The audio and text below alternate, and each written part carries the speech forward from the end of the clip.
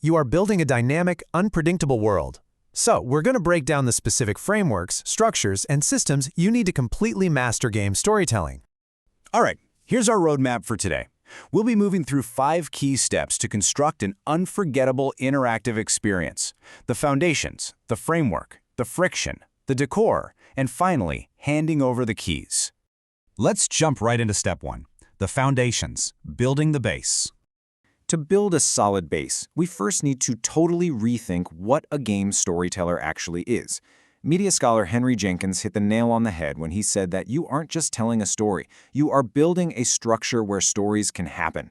You're an architect. Your actual job is to design the spaces, establish the rules, and set the boundaries so players can experience a narrative that feels entirely their own. And to pull this off, we basically work with 2 primary building materials. The first pillar of our foundation is what we call the embedded narrative. Think of this as your pre-authored content. It's the stuff you deliberately place into the world. We're talking tightly scripted events, cinematic cutscenes, carefully written lore, and your main quest lines. This is your story's backbone. It ensures you have a coherent plot and consistent themes, completely regardless of whatever chaos the player might decide to cause. Then, we have our second pillar, the emergent narrative. This is where the magic really happens. It's the totally unscripted, organic story that arises when players start messing around with the sandbox you've built. It's not explicitly written by you, the designer. Instead, it's this dynamic byproduct of the game's rules colliding with the player's freedom. Now, the absolute best games out there, they blend these 2 flawlessly. Take Skyrim, for example. The embedded narrative drives you forward with very specific quests to go defeat an ancient evil. But the emergent narrative, that happens when you're just walking to that quest and, completely unscripted, a massive dragon attacks out of nowhere. It creates this uniquely personal, highly memorable moment. Or think of sandbox games like The Sims. You give them the space, and the player creates an emergent story of going from rags to riches, which then suddenly ends in a tragic, totally unscripted pool accident. You absolutely need the embedded path for the plot, but you have to leave room for those emergent moments. Okay, moving on to step 2, the framework. Structuring the loop. So how do we build this foundation into the actual, literal framework of the gameplay loop? To make sure your narrative doesn't just collapse under its own weight, you have to align the story's pacing directly with the gameplay itself. We do this by adapting the classic 3-act structure. In Act 1, your tutorial gameplay should naturally introduce the core story problem and the player's motivation. In Act 2, as the gameplay difficulty really ramps up with mid-game challenges, your story needs to match that exact intensity with twists and setbacks. Finally, Act 3 brings the climax, where your final boss battles perfectly sync up with the story's ultimate resolution. The golden rule to remember here is that intense gameplay sections must correspond with intense story moments, and gameplay downtime, like exploring a peaceful hub city, should coincide with narrative breathers. That brings us to Section 3, the friction, avoiding collapse.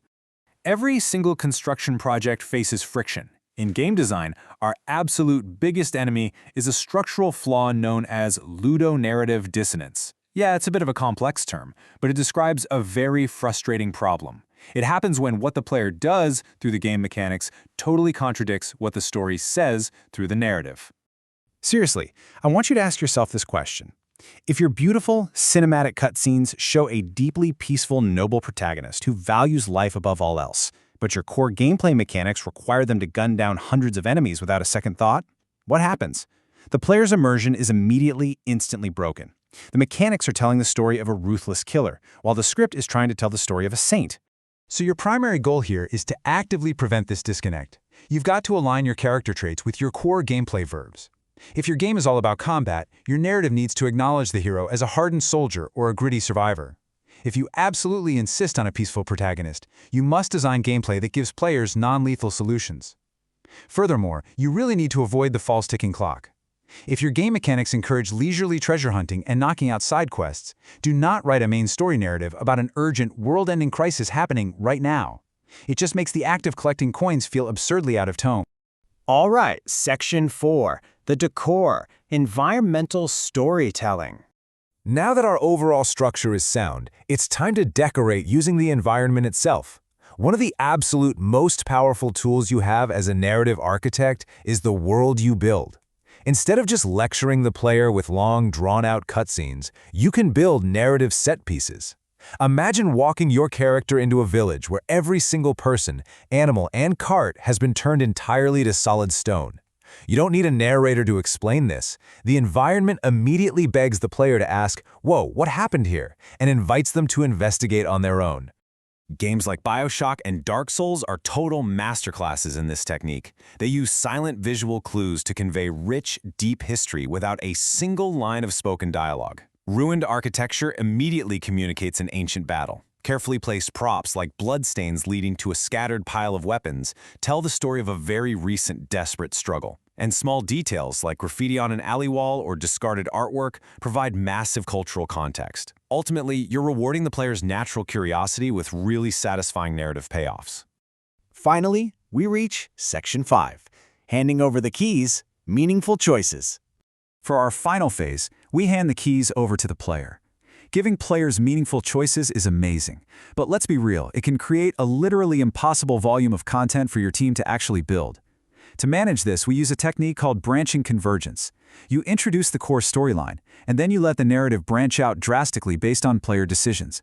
But to keep production realistic, you officially loop those branches back to a core sequence of chapters later on. Telltale's adventure games did this brilliantly. Your choices altered who survived and how characters treated you, making the story feel incredibly personal, but the overall sequence of chapters remained totally manageable for the developers. Advanced interactive systems actually take this concept even further into the realm of procedural narrative. Take the Nemesis system in Middle-earth Shadow of Mordor, for example. It generates personalized rival villains based entirely on your unique gameplay. If a random enemy defeats you, the game remembers it. That enemy gets promoted, gains new armor, and when you meet them again, they literally taunt you about your previous defeat. This perfectly blurs the line between authored and emergent storytelling. It generates these highly personal anecdotes that players absolutely love to share. But remember, with great freedom comes the responsibility to make the world react appropriately. If you give players a sandbox and allow them to make choices, including harming civilians, the game world has to respond. If your narrative is trying to paint the player as a noble hero but allows consequence-free villainy during gameplay, it severely weakens the story and sends a completely confusing message. Look at Red Dead Redemption 2. It features a dynamic honor system. If you go on a rampage, your character's honor drops, NPCs treat you with genuine fear and disdain, and the story's ending literally shifts to reflect the person you've chosen to become. As we wrap up this explainer, I want to leave you with one final, incredibly important thought to guide your next project. When you sit down to create, look at your design and ask yourself, are you just writing a fixed sequence of events, forcing the player down a rigid hallway, or are you truly designing a space, a dynamic, responsive architecture for stories to happen organically? Embrace the player as your co-storyteller, balance your embedded scripts with emergent freedom, and build them an unforgettable space to play in.